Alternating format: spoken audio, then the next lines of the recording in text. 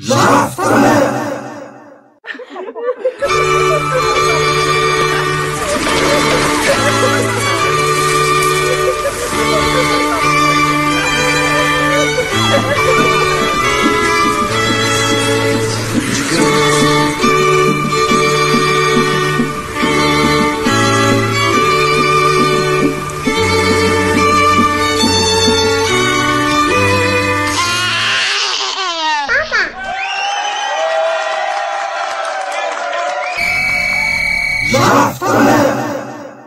Bonjour et bienvenue dans le numéro 11 de Jaf ta mère, enregistré en plein confinement et qui sera diffusé le vendredi 3 avril 2020. Au programme, un entretien avec Cédric Plessis, qui est aujourd'hui le délégué départemental pour le Val d'Oise de l'association SOS Papa National.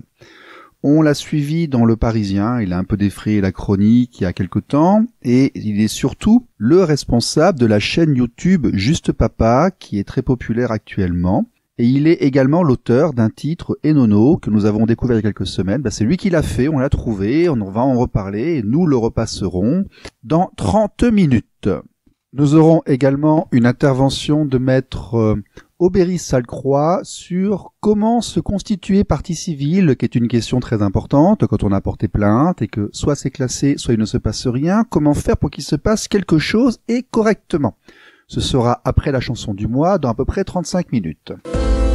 Vous êtes sur RLP 102.3.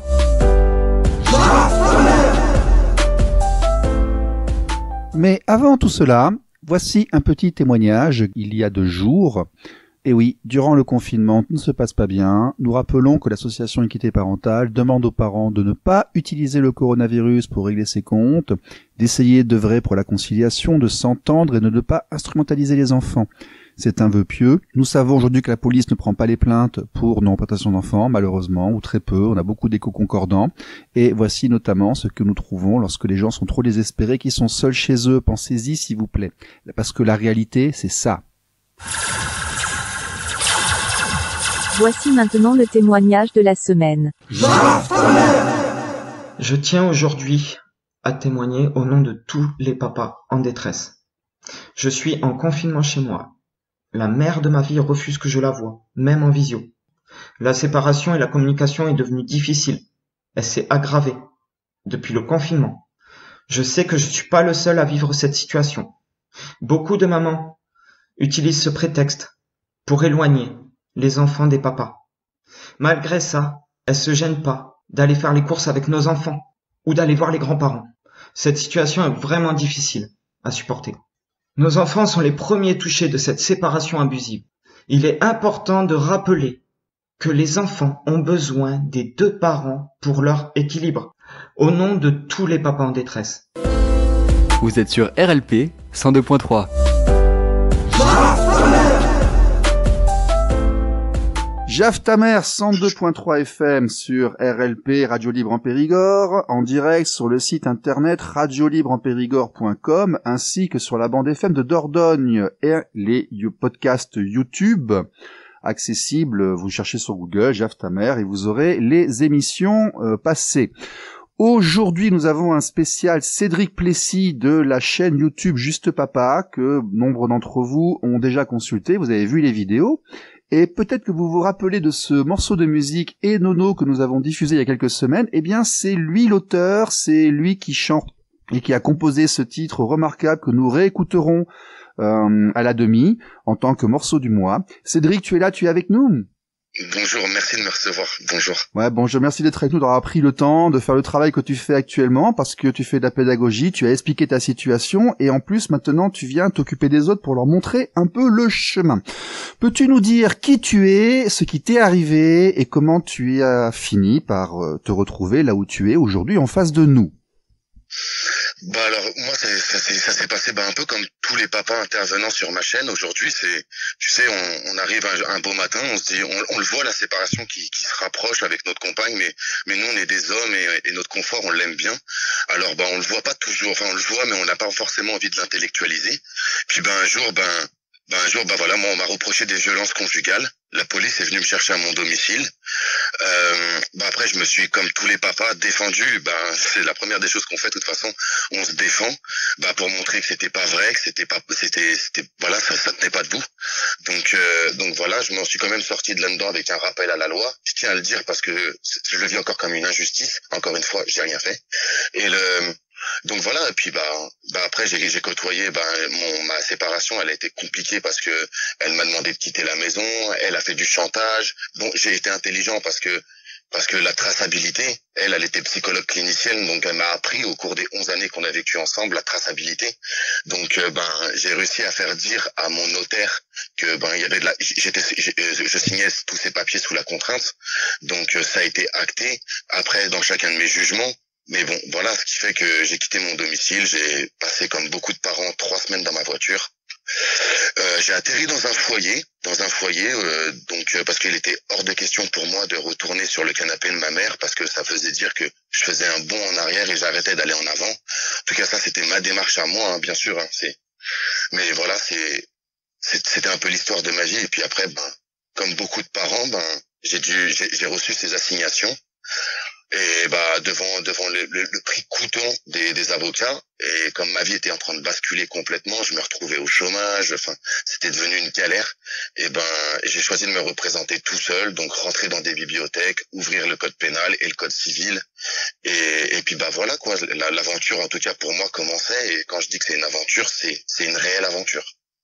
Alors, il me semble avoir compris qu'on t'a posé un véritable guet-apens, c'est-à-dire qu'en fait que madame a utilisé les services de police, juste en fait pour préparer son départ. Elle avait envie de partir, elle voulait garder l'enfant pour elle, plus ou moins, et puis elle t'a fait une grosse chose trappe et elle a essayé de t'exclure en fait. J'ai bien compris ce que tu m'as expliqué ou pas? Mais c'est clairement ça, c'est clairement ça, c'est l'exclusion parentale. Je vais pas te parler parce que sur ma chaîne, et j'essaie de le dire à mes intervenants, l'aliénation parentale, on n'a pas assez de recul avec ça, et même si aujourd'hui, bien sûr mais tant que ça sera pas vraiment reconnu, franchement, je préfère vraiment utiliser ça, ils essayent d'éliminer l'autre parent, et éliminer l'autre parent, c'est vraiment l'exclusion, et c'est ce que je vis encore aujourd'hui. Tout ce qui est dit, tout ce que je peux essayer de faire comprendre à mon enfant parce qu'il a que 5 ans. Donc quand il te pose des questions, je vais t'en donner une simple. Sa mère est en train de passer l'aspirateur dans la voiture, il m'appelle en visio, et il avait 4 ans et demi. Et il dit, les parents, est-ce que c'est à cause de moi que vous vous êtes séparés? Tu vois, c'est juste te donner l'idée de la chose parce qu'encore une fois, je l'intellectualise moi tout ça, et les dommages causés sur mon enfant, j'ai peur. Parce que on lui donne pas l'image d'une famille normale. Une famille normale, dans les critères de notre beau pays, c'est papa, maman qui vivent ensemble et on construit ensemble et on essaye de vous laisser quelque chose. En tout cas, voilà, nous, dans notre tête, c'est quand on a fait cet enfant, c'était l'optique.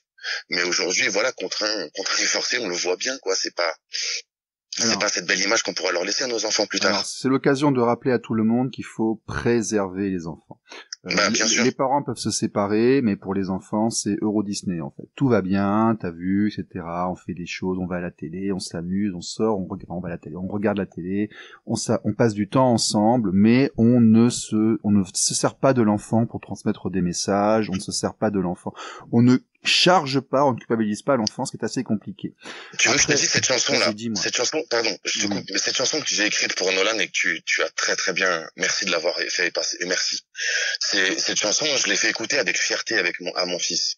Et avec le recul, tout ce que je dis dans cette chanson, j'ai été placé en contrôle judiciaire, on en parlera après si tu le souhaites, mais tous ces trucs-là, en fait, fait qu'aujourd'hui mon fils se pose beaucoup de questions. Je l'ai écrite parce que c'est ma façon de m'exprimer. En tout cas, je suis un banlieusard, et même si aujourd'hui j'essaie de le faire avec des mots intelligents et ainsi de suite, ce qu'il y a en moi, ça reste en moi, quoi. J'ai vécu toute ma vie en banlieue, c'est ancré en moi, et aujourd'hui, ma façon de m'exprimer, c'est plus le rap. Ma poésie à moi, c'est plus le rap.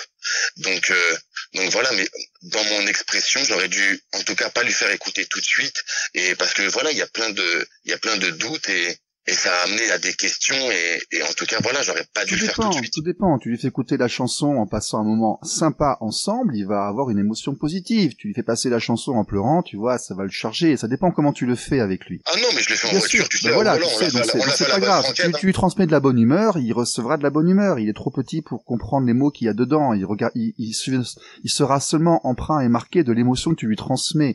De te placer dans la gaieté, la joie, le positif, c'est ce qui est important pour ton enfant.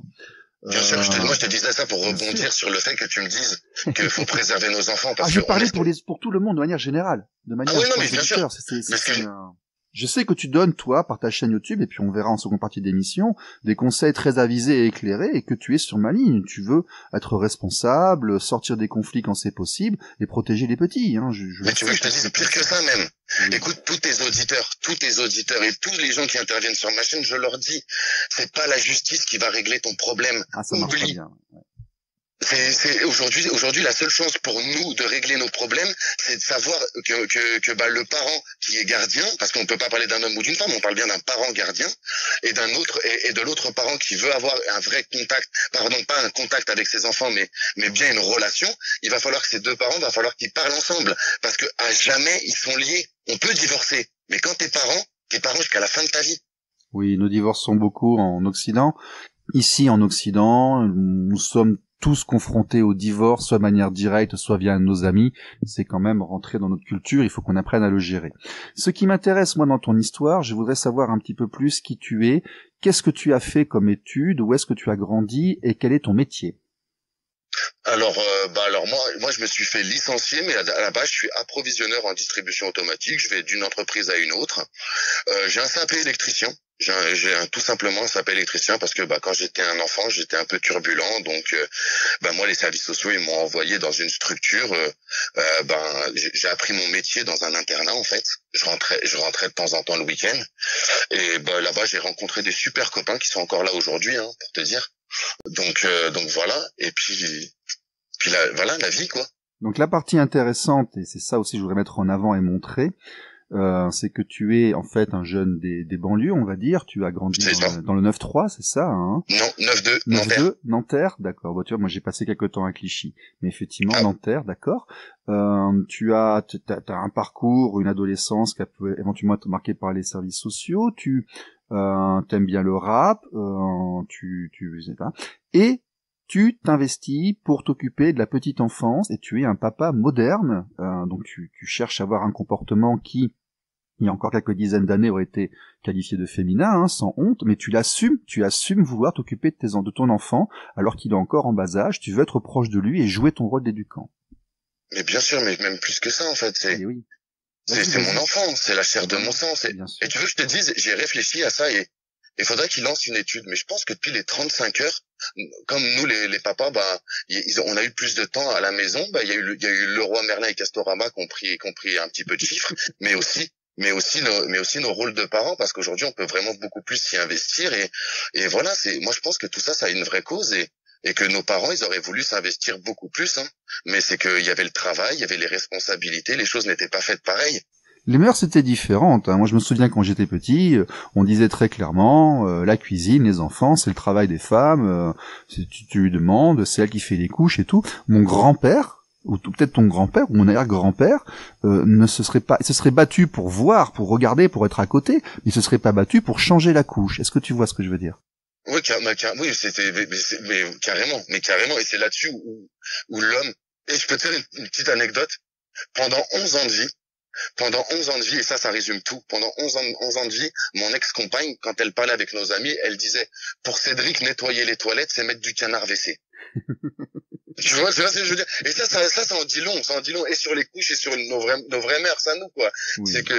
Ça en dit très long, quoi, Mais la société a évolué, on peut très bien être un homme, aller au travail, avoir sa stature, se tenir debout, avoir des valeurs, et en même temps être impliqué dans l'éducation des enfants. Mais carrément, et aujourd'hui, de toute façon, c'est nos enfants, tu le vois bien aujourd'hui, on court après parce qu'on passe des tellement bons moments. Nos enfants, quand on a dit je t'aime à nos femmes et que nos femmes sont parties, aujourd'hui on se rend tous compte que nos enfants c'est les seuls à qui on peut dire je t'aime mon amour, se tatouer leur nom sur nos peaux, et ça on le regrettera jamais de la vie, quoi.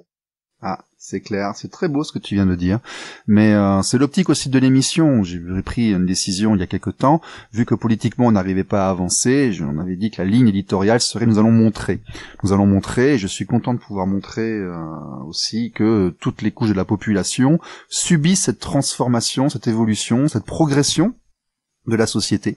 Et d'ailleurs, encore quelque chose qui est intéressant dans ton cas particulier, avant d'aller en deuxième partie de l'émission sur la chaîne YouTube, c'est que tu as pu, comme tu n'étais pas marié, tu n'avais pas l'obligation d'avoir un avocat, tu as pu te former, tu as pu aller face au système judiciaire, et tu as même eu un parcours assez respectable avec des résultats. Peux-tu nous en parler, s'il te plaît? Bon, alors en première instance, j'ai fait là je suis en train d'enregistrer la vidéo un petit peu de folle, mais bien sûr. En première instance, la première fois où mon premier jugement JAF, j'avais pas l'argent, donc j'ai choisi de me représenter tout seul. Comme je le dis dans ma vidéo, comme j'étais SDF, j'avais quitté ma maison, je dormais dans ma voiture. Moi, j'ai eu la chance d'un huissier de justice qui m'appelait, qui me demandait où j'étais. Alors moi, je me déplaçais tout le temps dans la ville, tu vois, le chat et la souris. Voilà, après trêve de plaisanterie, je me suis représenté tout seul, comme je te l'ai dit, j'ai ouvert le code pénal, le code civil. J'ai eu de la chance parce que je suis hyper social, donc j'ai très vite trouvé des avocats qui venaient m'aider parce que eux ils étaient en fin d'études, en cours d'études. Mon voisin est un avocat, un gros pull-up à Hugo. Parce que mon voisin est avocat spécialisé en droit du travail et il était en train d'être en dernière année, donc il a pu beaucoup m'aider. Donc voilà. Je me suis représenté tout seul, effectivement. La première fois, j'ai obtenu la moitié des vacances scolaires et un week-end sur 2, parce que je pouvais pas prétendre à la garde alternée. Je dormais dans un foyer. Le foyer m'avait fait une attestation comme quoi je pouvais récupérer mon enfant. Et quand tu présentes ton dossier au juge, pour être traité avec tous les gardes qui t'est dû, il faut demander des choses cohérentes. Tu vois? Donc c'est ce que j'ai demandé. J'ai demandé des choses cohérentes. J'ai été entendu et j'ai obtenu ce que je demandais. Ça n'a pas été. J'ai oublié de demander, la maison, elle était à qui? Elle était à nous deux. Vous étiez la propriétaire? Maison, oui, là on est en fou, la maison. Là tu reviendras en deuxième question. D'accord, la maison, vous étiez propriétaire. Non, mais moi ce qui m'intéresse, c'est que elle est restée dans la maison et c'est toi qui es parti. Et finalement, au bout du compte, elle est partie sur la Côte d'Azur. Et en bloquant la maison, bien sûr, parce qu'elle la première fois, elle devait signer une licitation. Elle a exigé que je signe une licitation. Je peux utiliser des mots comme ça parce que je peux tout prouver. Donc j'ai signé cette licitation parce qu'autrement, elle me disait qu'elle allait, soit je quittais la maison, soit elle allait vers les parents, vers les gens qui pouvaient la recevoir, soit ses parents à Nice. Je comprenais pas pourquoi, parce que ses parents, depuis que j'avais quitté la maison, ils vivaient dans ma maison. Donc je comprenais pas pourquoi tout ça, mais bref, j'ai plié à tout et voilà, on a fait 3 expertises par des agences immobilières. On est parti voir l'huissier de justice et j'ai rempli tous les papiers et l'huissier, pardon, pas l'huissier de justice, excuse-moi, le notaire. Donc on a signé une licitation. La licitation, la maison aujourd'hui, elle est où? Elle est, je dirais, dans quel état? Elle est vendue? Attends, la licitation, elle a été signée. Donc après, mon ex-compagne, elle a pas pu me racheter mes parts parce qu'une licitation, c'est soit tu mets la maison aux enchères ou soit on te rachète tes parts. C'est ça une licitation. Donc elle a pas pu. Donc après, j'ai signé un protocole pour prouver que vraiment j'essayais de faire les choses. Et tu vois, même dans ce bien que j'ai travaillé 4 ans jour et nuit parce que on l'a acheté, c'était une ruine, on l'a revendu en 10 jours pour te dire la beauté de la chose. Donc j'ai signé ce protocole et dans ce protocole je l'autorisais à mettre la maison en vente. Et dès que j'ai eu signé ce protocole, en fait, pour te donner des dates, elle devait rester elle dans la maison, soi-disant je la harcelais, tout ce qui était bien. C'est quand j'allais sonner à la porte de chez moi avec la police nationale pour essayer d'effectuer mon droit de visite et d'hébergement sur mon enfant, comme il avait été dit 15 jours, la moitié des vacances scolaires et un week-end sur 2, tu vois. Mais je l'ai jamais eu, j'ai porté plein de plaintes, voilà. Et voilà. C'est passé par une zone. En fait, c'est un schéma que je vois assez régulièrement dans une maison des propriétaires. Madame va instrumentaliser la justice pour se plaindre d'événements qui n'ont pas forcément été prouvés et au bout du compte, on se rend compte qu'ils n'aboutissent à aucune condamnation ou aucune véracité. Par contre, tu dois quitter le domicile et c'est elle qui y reste. Ensuite, tu passes un certain temps sans voir l'enfant et au bout du compte, finalement, la maison disparaît, elle est revendue. Je sais pas, c'est pas uniquement toi, hein, j'entends ça extrêmement souvent. Tu confirmes? Ah non, mais carrément. Et puis tu veux que je te dise, j'ai rien récupéré dans cette maison et les seules fois où j'ai pu y rentrer, c'est quand elle l'a vidée définitivement. Et moi, dans cette maison, si les gens qui vont voir sur ma chaîne, j'ai récupéré vraiment 2-3 choses, mais qui étaient très importantes pour moi. Le premier pyjama de mon fils, son truc de nombril, c'est le truc qui met la pince, son premier ongle, parce qu'il avait cassé son premier ongle, j'avais tout mis ça. J'ai récupéré vraiment que 2-3 petites choses, mais qui étaient très importantes pour moi. Le reste, je m'en foutais. La maison, on a mis 3 ans. Elle l'a bloquée pendant 3 ans et c'est pas des lol.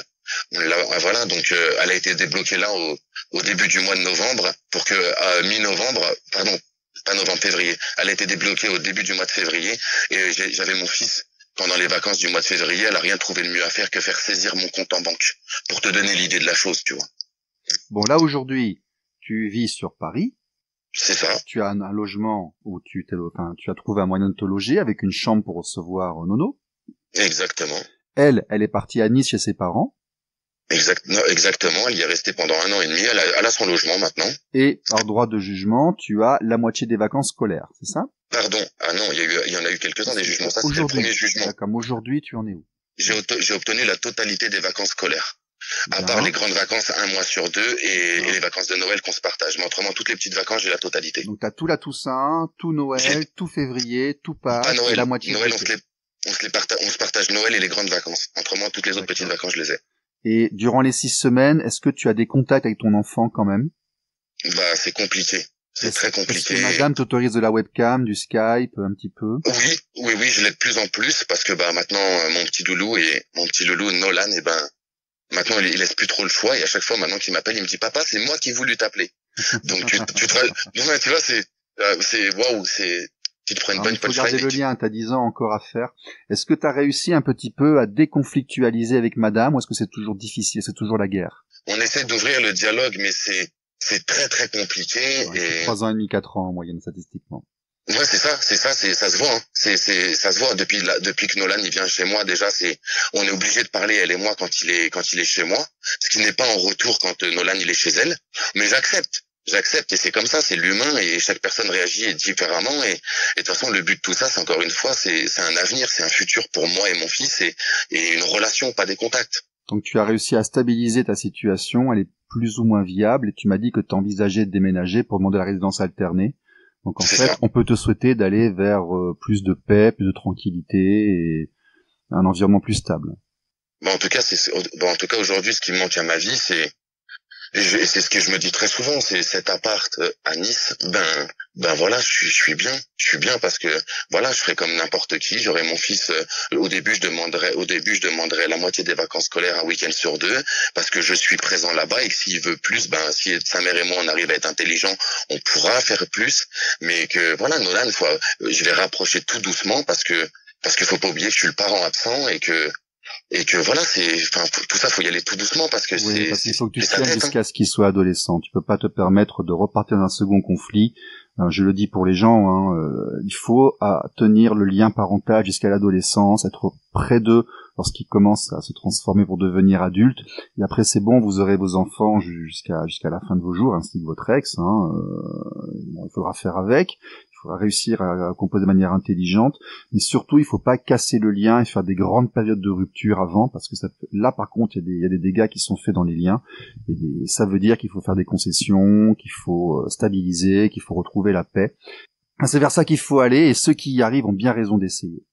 Comment tu vas faire pour les vacances de Pâques avec le coronavirus là? Qu'est-ce que vous avez décidé? Alors là, je viens d'en parler il y a 2-3 jours avec sa maman au téléphone, et avec mon fils, parce qu'aujourd'hui j'essaie vraiment de faire intervenir mon fils, en tout cas quand c'est les vacances, pour les préparer, ou quand il y a des difficultés. Comme ça, c'est le premier, c'est pour lui tout ça. Donc voilà, il comprend que en tout cas papa et maman ils parlent ensemble, donc c'est déjà une chose.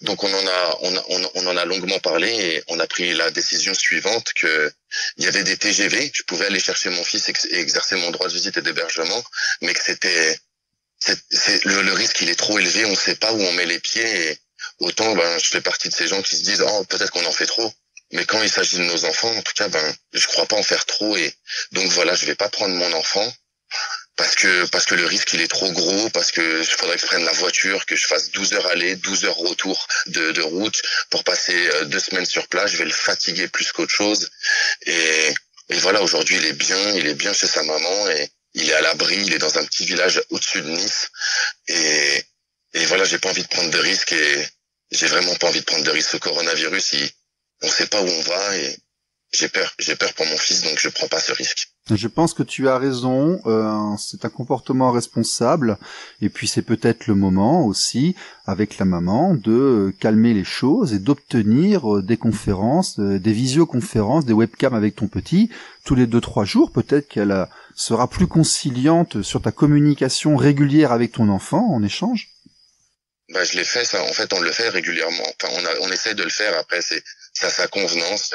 C'est si je l'ai un petit peu trop énervé dans mes demandes, elle m'empêche d'avoir mon fils en vidéoconférence, mais bon. Oui, mais justement, là, tu feras une décision très responsable et t'es gentil, donc ça va peut-être mieux se passer, on peut le souhaiter. Tu sais, aujourd'hui, j'ai vraiment l'impression, et comme beaucoup de parents, que c'est cette personne avec qui j'ai fait un enfant par amour, et on a mis 2 ans à le faire. J'ai vraiment l'impression que cette personne, elle est différente, et donc je sais pas. La personne avec qui j'ai fait un enfant, j'ai envie de te dire, j'aurais presque pu prévoir ses réactions, mais je sais pas, je sais pas. Donc j'essaie tout doucement, et effectivement, si on peut avoir un peu de contact, ça serait cool, et continuer à désamorcer la bombe, ça serait vraiment cool. On sera jamais des copains, mais si on essaye d'être des bons parents à distance, déjà ça pourrait être cool. Cédric, on écoute ce titre Enono qui est bien sympathique. Je crois que tu es passé en studio pour faire ça. Ouais, carrément. Avec Corbière Game, oui. Avec dis-moi des amis qui ont participé sur ça. Ah tout simplement en fait, comme je le dis dans le descriptif de la vidéo, il s'appelle Tarzan, son nom d'artiste c'est Tarzan, mais je vais dire à l'antenne, je vais dire son vrai nom. Il s'appelle Tristan Delmas. Lui et moi on s'est rencontrés dans un foyer au Villageoise, comme je t'ai dit, j'ai atterri dans un foyer et Dieu merci, lui et moi on s'est rencontrés, on s'est lui et moi hiérarchisés. Comme je suis un petit peu plus vieux, je suis son grand frère et lui il a vraiment pris la place d'un petit frère et la preuve en est 3 ans après, là tout de suite maintenant, tu vois, je suis à Caen, tu m'enregistres, je suis à Caen, et chez moi à Cergy, il y a le petit frère qui a réquisitionné ma maison. Tu vois, pour te dire que c'est plus qu'une belle rencontre, c'est vraiment une belle histoire d'amour. C'est un très joli morceau. Enono de Cédric Plessis, tout de suite sur RLP. Voici maintenant la chanson de la semaine.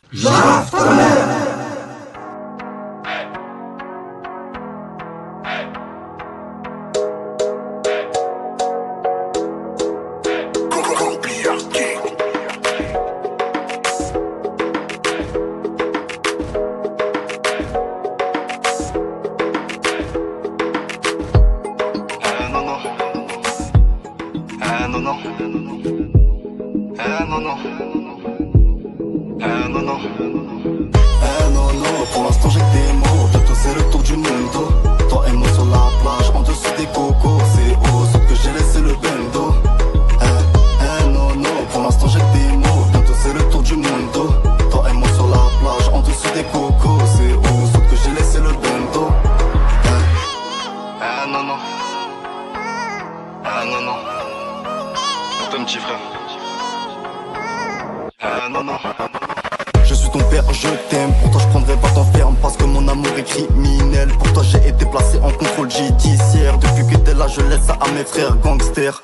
Moi je veux t'embrasser, te câliner et t'acheter tout ce qu'il y a dans ta tête. J'ai du temps à récupérer parce que ta larme m'a fait perdre. Et non, ne fais pas de trucs bêtes, surtout ne l'insulte jamais. Surtout ne l'insulte jamais. Et non, ne fais pas de trucs bêtes, tu comprendras plus tard. C'est des problèmes d'adultes, c'est juste que ta maman et moi on ne s'aime plus. Si tu savais les nuits d'insomnie pour cette procédure, plus dangereux qu'une brigade du psy, oui c'est moi Iki. Je veux pas que ta vie soit dure, ni remplie de tumulte. Mais Nolan, on ira sur l'île de Malte, regarder les poissons avec un masque et un tuba. Maman veut pas respecter les décisions du tribunal, donc j'ai fatigué quelques avocats. T'as la tête dans le brouillard, un papa c'est fait pour être là. Mais maman en a décidé autrement, du coup je me bats pour te revoir. T'as que 4 ans, ça fait déjà 3 ans que je fais tout pour t'avoir. T'as que 4 ans, ça fait déjà 3 ans. Non, pour l'instant j'ai des mots, bientôt c'est le tour du mundo. Toi et moi sur la plage, en dessous des cocos. C'est haut, sauf que j'ai laissé le bendo. Non, pour l'instant j'ai des mots, bientôt c'est le tour du mundo. Toi et moi sur la plage, en dessous des cocos. C'est haut, sauf que j'ai laissé le bendo.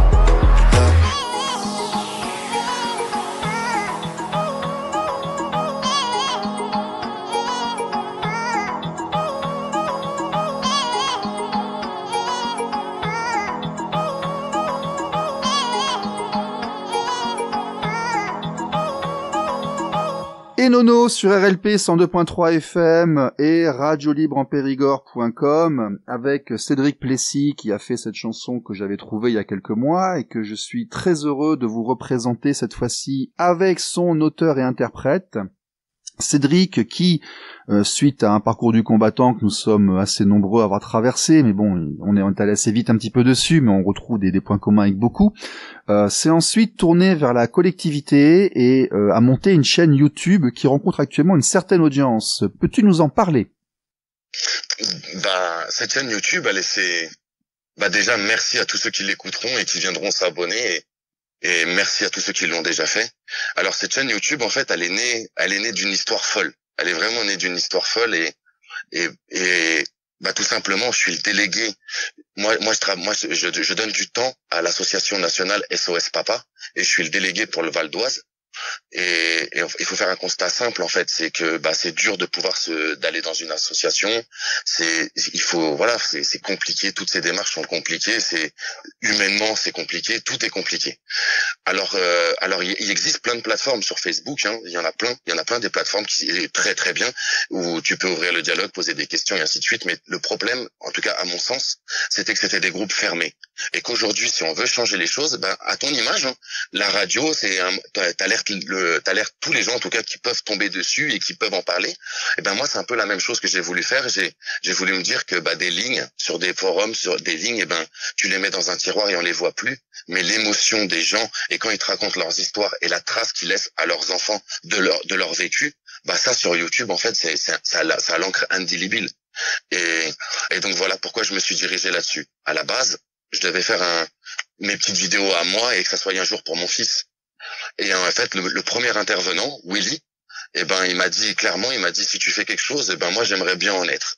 Donc on en a parlé et voilà comment la chaîne elle est née et voilà parce que après il y a eu des réactions et encore des réactions et ça a été très vite et ça va très vite et voilà j'espère le but de tout ça c'est un vrai support visuel pour que les gens ils puissent s'en rendre compte. Oui, t'as combien de vidéos actuellement sur ta chaîne YouTube? Ouh là là, une trentaine. Oui.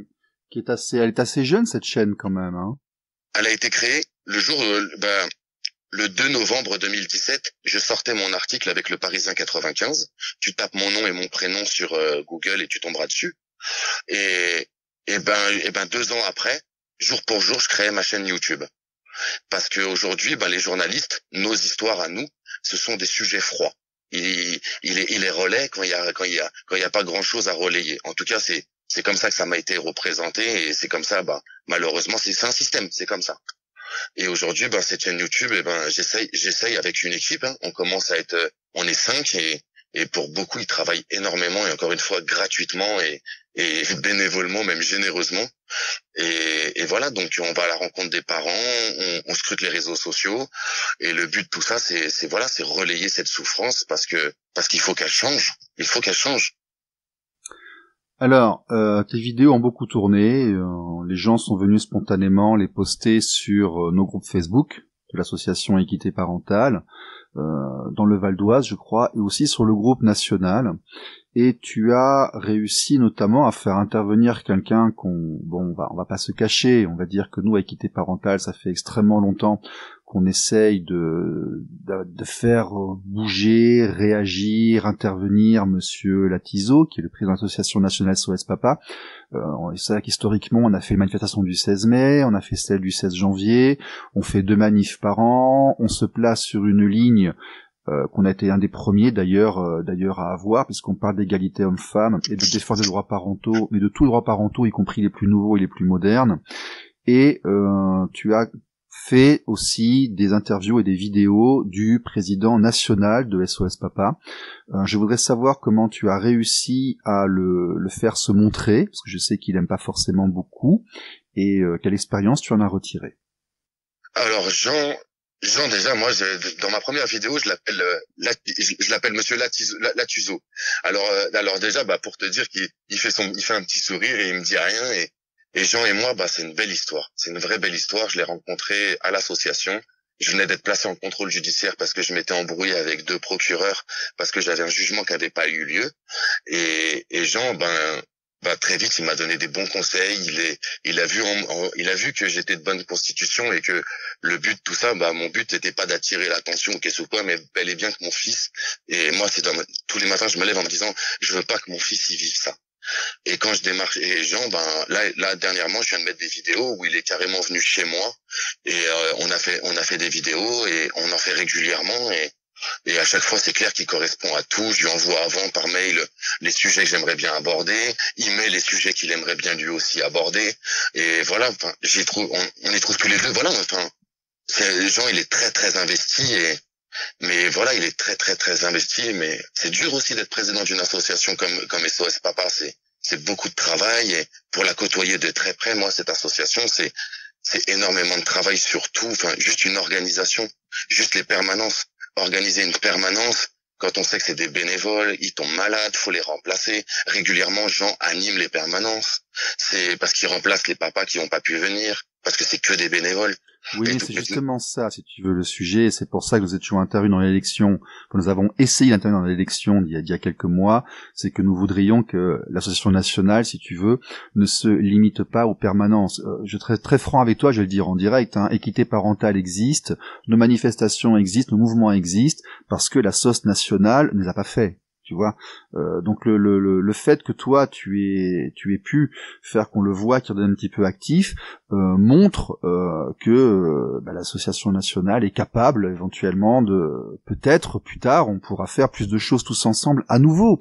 Tu lèves aussi un espoir auprès de beaucoup d'associations et de mouvements situés en province ou qui sont à côté, qui espèrent un phénix qui renaît de ses cendres, pour que tous ensemble nous puissions œuvrer de manière communicante pour montrer, pour expliquer humainement, rationnellement, et aussi pour essayer d'avoir plus de lois ou de faire respecter les lois, mais qu'on arrête de les faire chacun de notre côté, ou qu'on arrête de se limiter à faire uniquement du curatif, mais que vraiment on fasse évoluer la situation sociétale. C'est pour ça que je voulais en parler. C'est l'occasion aussi de donner ton son de cloche à côté de ceux qui sont critiques, et c'est donc ce que tu as pu faire aujourd'hui.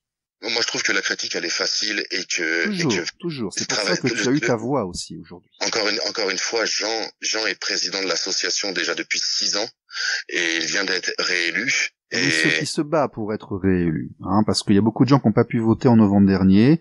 Il veut aussi être là où il est. C'est pas la population qui a demandé à Jean d'être président de l'association, c'est lui quand même qui s'agrippe beaucoup et qui se bat pour y rester.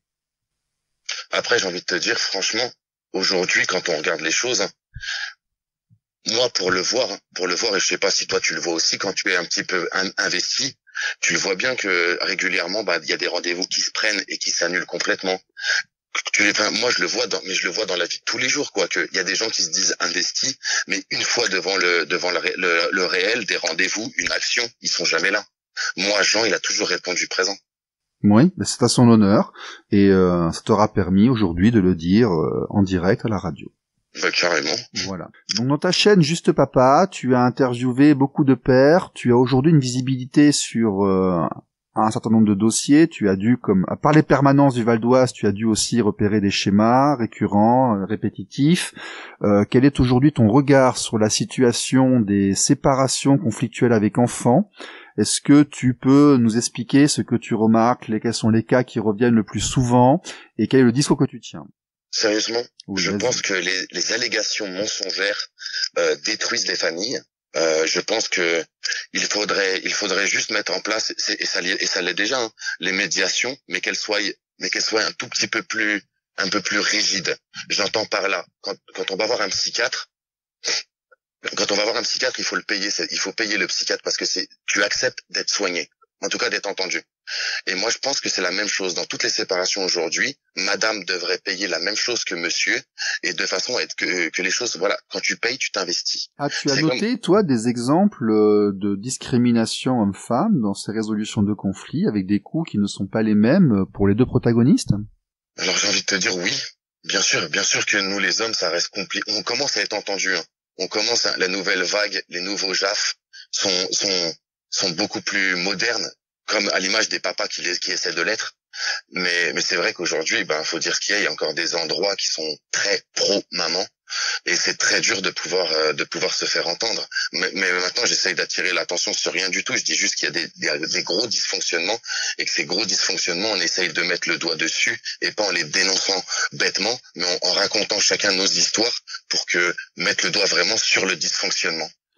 D'accord, donc toi tu constates un très fort taux d'allégations mensongères qui, avec du recul, se retrouvent comme étant non prouvées ou n'ayant abouti à absolument aucune sanction ou alors aucune constatation, alors que vraiment on sait que les investigations sont faites et que actuellement les pouvoirs publics sont très attentifs à ce genre de choses.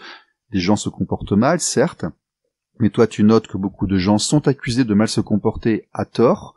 Donc tu l'as noté, et est-ce que tu as noté aussi une difficulté pour répondre à ces allégations? La difficulté, on la connaît tous, hein, tu peux être entendu, on est dans un super pays, tu peux être entendu, mais c'est le temps où tu es entendu et tout ce qui s'accumule du coup. Parce que quand tu es en guerre avec une personne, quand tu essaies de relater quelque chose, il y a le lundi, mais jusqu'au vendredi, tu continues à t'en prendre et à t'en prendre et à t'en prendre. Et ça détruit réellement les gens. Ça détruit les mamans, ça détruit les papas, ça détruit les familles. On pense pas beaucoup aux grands-parents, on pense pas beaucoup aux tatas et aux tontons qui voient plus les enfants aussi. Ça détruit réellement des familles. Alors, moi aujourd'hui, la seule chose que je constate et ça devient urgent, c'est que les JAF, les juges aux affaires familiales, ils font bien leur boulot, ils font les investigations, mais il faut qu'ils les fassent plus vite et qu'il y ait plus de sanctions, envers le parent qui est complètement défaillant. Dans le Val d'Oise, en tant que délégué, tu assumes une permanence hebdomadaire, mensuelle Parce que comme tous les papas, hein, il m'arrivait régulièrement d'aller faire des permanences dans Paris 15e, boulevard Gambetta. Donc tu as tenu les permanences à Paris 15e? Ah bien sûr, carrément même. D'accord. C'était même, franchement, c'est même super, enfin. Ah mais je vais te dire une confidence, c'est là que je me suis formé, quand je n'y connaissais absolument rien, que je découvrais ce qui m'arrivait en 2016 ou 2017. Ce sont les permanences de Paris 15e, j'en ai fait un certain nombre, avec Thomas Franzil et d'autres qui ont été déterminants dans mon existence, on va dire, et je comprends ce que tu dis. Donc toi, t'as carrément animé les permanences de Paris 15e, t'en as fait combien? Oh, j'en ai fait quelques-unes, j'en ai fait quelques-unes. Donc effectivement, tu es assez investi, tu as maintenant un regard sociétal sur l'environnement des conflits parentaux, divorce ou non, avec enfants. Quel est le discours que tu tiens? Par exemple, si tu étais en face de toi, il y a quelques années, si tu te voyais arriver toi, innocent, aujourd'hui en permanence, avec l'expérience que tu as accumulée, qu'est-ce que tu te dirais? Quel est le discours que tu tiendrais? Comment est-ce que tu parlerais à la personne qui viendrait te voir? Franchement, je dirais la même chose que Julien. Quand je suis arrivé le premier soir, j'étais très énervé. Crois-moi, quand je suis tu l'as vu sur les vidéos, j'étais vraiment très énervé. Je venais d'être placé en contrôle judiciaire, c'était compliqué. Et il m'a dit la chose suivante, et je te jure, depuis ce jour-là, tout a changé dans ma tête. Il m'a dit, il a quel âge ton fils? Et mon fils, à l'époque, il avait 2 ans et demi. Et je lui ai dit, il a 2 ans et demi. Il me dit, t'es un papa, t'as des épaules. Il me dit, alors c'est à toi que ça fait du mal. Il me dit, ton fils, là, tout de suite, maintenant, ça lui fait pas de mal. Il pense pas à toi tout de suite, là. Il pensera à toi, mais pas tout de suite. Tout de suite, il a son petit confort, il est bien, il est avec maman, il est avec ses grands-parents, il est bien. Il me dit, là, c'est toi, donne-lui envie de venir vers toi, charge tout ça, relate les trucs et fais ça bien. Et tu veux que je te dise, c'est la même chose que je dis maintenant aujourd'hui à des papas qui m'appellent et qui sont dans ma circonstance. Calme-toi, ton enfant, tu le reverras, c'est pas un adieu, c'est pas un au revoir, c'est une petite pause. Alors, mets les choses en place, démontre à la justice que tu dis vrai et tu seras entendu. Faut attendre. Juste voilà, c'est comme ça. Il y a une différence entre nous, nos enfants. Ce ne sont pas les mêmes personnes. Il faut arriver à se distancier un peu. Les enfants ont leur destin aussi, hein, comme nous. Et là où il a eu raison, c'est qu'effectivement, c'est nous qui souffrons. Il faut prendre sur nous et ne pas charger les enfants et les protéger. Je reconnais ce discours que tu as eu et j'y souscris aussi. Ouais, de toute façon, j'ai envie de te dire, Diams, dans une de ses chansons, elle avait dit, quand t'as mal, tu dis plus rien, t'encaisses et t'encaisses. Et j'ai envie de te dire que je crois que c'est ça, en fait, la moralité de la vie et la sagesse de la vie, c'est quand tu t'en es pris plein ta mais vraiment à gogo, que à ce moment, bah ouais, mais c'est ça, c'est qu'à ce moment-là, ben voilà, t'as les dents serrées et j'ai envie de te dire que t'as une vraie directive et tu peux la suivre parce que t'as conscience que tes amis, bah, des fois sont vraiment éphémères et même quand tu crois que c'est des vrais, aujourd'hui, ben moi j'ai été confronté à, mais tu l'as vraiment tapé?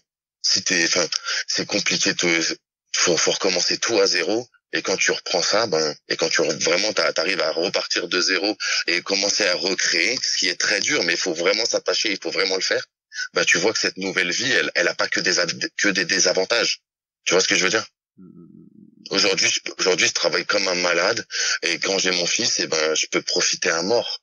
Tu vois, chose que sa maman peut pas faire. Tu vois, sa maman, elle l'a dans la vie de tous les jours, elle doit penser à l'éducation, elle doit penser à tout plein de choses, alors que moi, je suis le parent absent et je suis là pendant les vacances. Donc voilà, je suis le parent super cool, tu vois.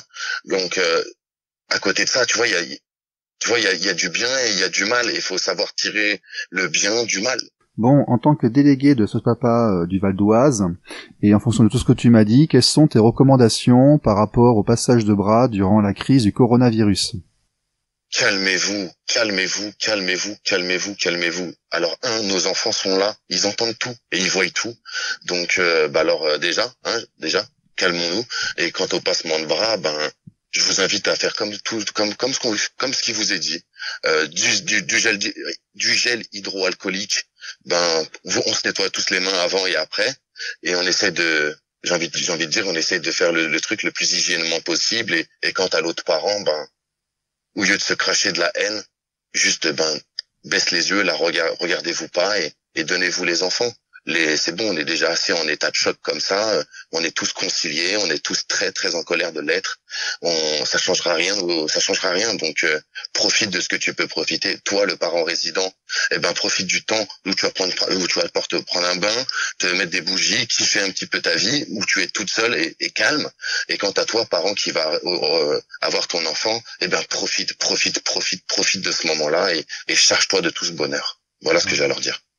Bien sûr. Écoute, merci au nom de tout le monde, parce que il y a soi, puis il y a aussi les autres. Quand on a été victime d'une grande injustice, aller s'occuper des autres pour leur montrer le chemin, la lumière, c'est une autothérapie, mais c'est aussi bon pour la société. Donc, au nom de personnes qui t'ont posté sur nos groupes Facebook et de ceux qui m'ont parlé de toi, je voudrais dire merci pour les bonnes valeurs et la lumière que tu propages. On va te souhaiter une excellente continuation. J'espère que tu pourras aider beaucoup de gens à rester calmes, sages, à affronter sereinement ce qui leur arrive. Et puis surtout qu'individuellement, tu vois ton fils, tu y accèdes, que tu retrouves aussi un travail pour toi, que tu te reconstruises et que tout se passe bien. D'accord ? C'est tout le mal qu'on souhaite, et à chacun de tes auditeurs, c'est tout le mal qu'on leur souhaite. Merci Cédric Plessis sur RLP. À bientôt Cédric, au revoir. Merci. Vous êtes sur RLP 102.3.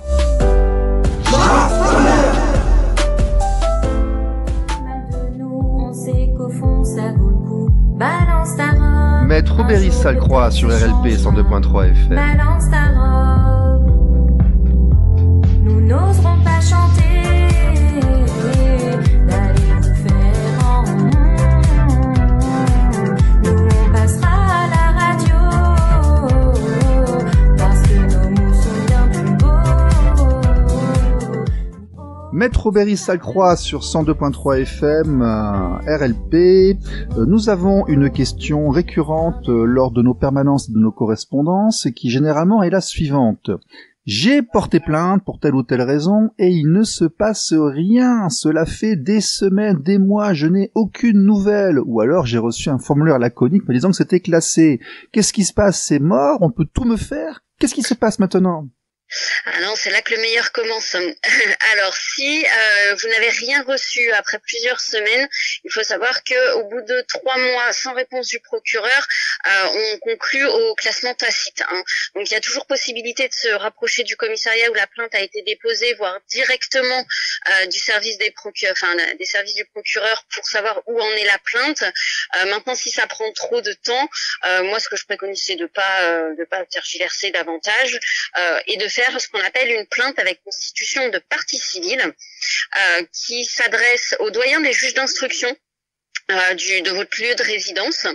Donc c'est un simple courrier recommandé, il n'y a pas nécessairement de formulaire et de mention obligatoire, sauf certaines qui permettront évidemment d'identifier les faits. Alors d'abord votre identité complète, nom, prénom, âge, lieu de naissance, date et lieu de naissance, votre adresse. Si vous connaissez votre adversaire, même mention, et ensuite vous expliquez dans le détail les faits pour lesquels vous souhaitez porter plainte, en joignant en pièce annexe les justificatifs qu'éventuellement vous pourriez avoir. On envoie ça en recommandé au procureur et là on voit si lui, au doyen des juges d'instruction, excusez-moi, et on voit s'il entend donner des suites. En général, dans les 15 jours qui suivent la réception de votre plainte, vous recevez une demande de consignation, donc une somme à verser à la caisse de consignation, à la régie du tribunal, pour s'assurer que la plainte n'est pas abusive. Et ensuite, il y a une instruction de votre plainte et à nouveau, on regarde si oui ou non elle peut être classée ou instruite. Selon la décision qui est prise, si elle est instruite, éventuellement il y aura un renvoi devant le tribunal correctionnel, donc une juridiction de jugement, ou alors elle peut à nouveau être classée. Là encore, tout n'est pas terminé. Vous avez la possibilité de faire ce qu'on appelle une citation directe. Alors là, pour le coup, l'avocat est obligatoire.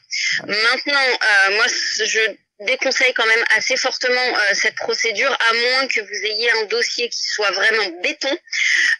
Pourquoi ? Parce que si jamais cette citation directe aboutissait à une relaxe de la personne quand vous la connaissez, ça vous exposerait à une plainte en dénonciation calomnieuse. Donc finalement, vous aurez tout perdu, non seulement votre dossier, mais en plus des poursuites contre vous. Donc là, recours obligatoire à un avocat, et c'est lui qui vous expliquera et qui rédigera la citation directe, qui consiste tout simplement à directement saisir le tribunal sans passer ni par le procureur ni par un juge d'instruction, en apportant vous-même toutes les preuves. Il faut savoir qu'il n'y aura pas d'enquête, il n'y aura rien du tout. Donc c'est pour ça qu'il faut avoir un dossier vraiment béton. D'accord, donc nous allons résumer. Nous allons aussi en profiter pour rappeler que le procureur, en fait, n'est pas celui qui juge. Le procureur représente l'État. Lorsqu'on va se plaindre, qu'on dépose donc une plainte d'un commissariat, l'État regarde s'il porte plainte au nom de l'État avant vous. Il a ce qu'on appelle un droit de préemption. C'est bien ça, hein, je ne dis pas de bêtises, sous votre contrôle. C'est à peu près ça, c'est-à-dire qu'il récupère la plainte et il a ce qu'on appelle le principe de l'opportunité des poursuites. C'est à lui de voir si il considère que les faits sont constitués et il se saisit de votre plainte, il se l'approprie en fait, et il les engage au nom du ministère public. Voilà, et donc s'il ne se passe rien ou que c'est classé, ça veut juste dire que le procureur, comme malheureusement j'ai cru comprendre que un très fort pourcentage actuellement de plaintes ne pouvait pas être évalué par les procureurs parce qu'ils étaient un petit peu submergés. Donc ça veut dire que il n'a pas eu le temps de la regarder. Ou alors, si jamais la classe, ça veut dire que l'État n'ira pas déclencher des moyens pour suivre. Donc c'est à vous, en tant que citoyen, de demander l'instruction. C'est bien ça, hein ? C'est ça. Et pour ce faire, on directement le doyen des juges d'instruction. Au doyen des juges, et puis il y a une somme pour éviter mais suivant les revenus, on peut demander une exonération, et si on est sûr de soi, de toute façon, après, elle est rendue. Et si on sait vraiment contre qui on porte plainte, par exemple, nous n'avons pas eu les enfants durant un certain nombre de fois, on plainte pour NRE, on sait contre qui on porte plainte, on a vraiment tous les témoignages, on a vraiment tous les éléments pour démontrer qu'il y a eu infraction avec volonté de faire l'infraction. On tente la citation directe, qui, cette fois, en fait, il n'y a pas d'instruction dans la citation directe. L'instruction, on l'a fait nous-mêmes. Le rassemblement des pièces, on le fait nous-mêmes. On amène tout le dossier devant le juge. On a intérêt à le faire comme il faut, sinon il y a un retour de flamme. C'est bien ça ? C'est tout à fait ça. Bon, très bien. Avec l'avantage que vous êtes assisté d'un avocat dans la citation directe, donc qui vous aidera à constituer un dossier qui soit vraiment carré. Voilà. Écoutez, je vous remercie beaucoup pour ces informations, et puis à très bientôt. À très bientôt, au revoir. Merci, au revoir.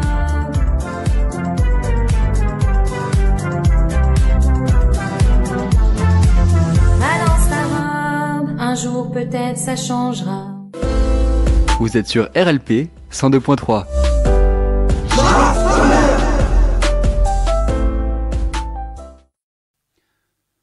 Voilà, c'était le numéro 11 de Jaf ta mère, l'émission de radio de l'association Équité Parentale avec Stéphane depuis Périgueux en Dordogne, 102.3 FM dans le Périgord, ainsi que sur Radio Libre, RLP, Radio Libre en Périgord.com. N'oubliez pas la chaîne YouTube où vous pouvez retrouver tous les podcasts de toutes les émissions. C'est très simple, vous tapez Jaf ta mère en 3 mots sur Google, vous verrez les vidéos arriver, elles ont entre 500 et 1000 vues à peu près chacune, ça monte au fur et à mesure, et vous pourrez donc suivre les émissions passées. Nous verrons dans 2 semaines ce qui se passe, si nous suivrons l'actualité ou si nous repartirons dans la programmation habituelle. Dans l'attente, nous vous souhaitons à tous beaucoup de courage. Occupez-vous des enfants, l'école à la maison, c'est pas facile à faire, mais il faut le faire quand même pour leur bien à eux. Surtout, soyez sages, soyez responsables. Soyons responsables pour nos enfants et à très bientôt. Au revoir.